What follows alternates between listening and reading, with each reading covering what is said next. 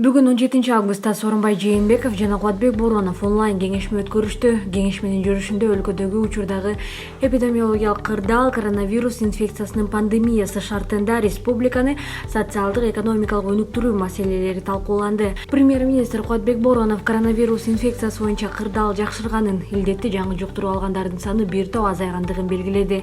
Кырдаалды мындан ары жакшыртуу жана узак мөөнөткө сактоо менен дары-дармектердин корун түзүү боюнча бардык чаралар көрүлүп жатканын баса белгиледи. Премьер-министрдин маалыматы боюнча азыркы тапта ишкерлерди колдоо программасынын алкагында бөлүнгөн 14 миллиард сом өздөштүрүлүп жатат. Ал аймактардагы ишкерлерди колдоо, анын ичинде ишкерлерге жеңилдетилген насыяларды берүүдө бюрократиялык иш-аракеттерди болушунча кыскартуу боюнча чаралар тууралуу маалымдады. Насыя алууда банктык документтердин саны 7-ден 3-кө кыскартылганы белгиленди. Кубатбек Боронов аймактардагы социалдык объекттерди, ички жолдорду реконструкциялоонун жүрүшү тууралуу дагы маалымат берди. Ошондой эле өкмөт башчысы эпидемиологиялык кырдаалга жүргүзүлгөн анализдин натыйжасында 1-класстардын окуучуларын мектептерде окутуу тууралуу чечим кабыл алынгандыгын белгиледи. Ал пандемия маалында жарандардын социалдык жоопкерчиликте болгусу өтө маанилүү экенин айтты. Өкмөт башчы медицина кызматкерлери оорууну алдын алуу, аныктоо, дарылоо, калыбына келтирүү сыяктуу 4 маселеге өзгөчө көңүл буруулары зарылдыгын айтты.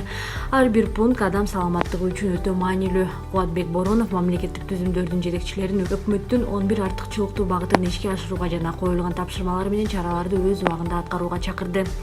Убакыт бизден бардык мамлекеттик түзүмдөрдүн жана жергиликтүү бийлик органдарынын күч-аракеттерин максималдуу түрдө бириктирүүнү, так жана жөнгө салынган ишти, эң башкысы конкреттүү натыйжалуу жыйынтыктарга жетүүнү талап кылат. Ар бир күн, ар бир мүнөт маанилүү. Азыркы тапта айрым мамлекеттерде коронавирус инфекциясын жугузган учурлар көбөйүп жатканын көрүп жатабыз. Биздин өлкөдө ооруга чалдыккандардын саны азайган жок.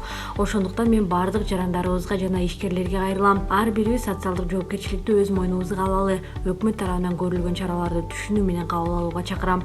Санитардык эпидемиологиялык эрежелерди бекем сактоо зарыл. Биз биргеликте гана бул илдетти жеңе алабыз, деди Боронов.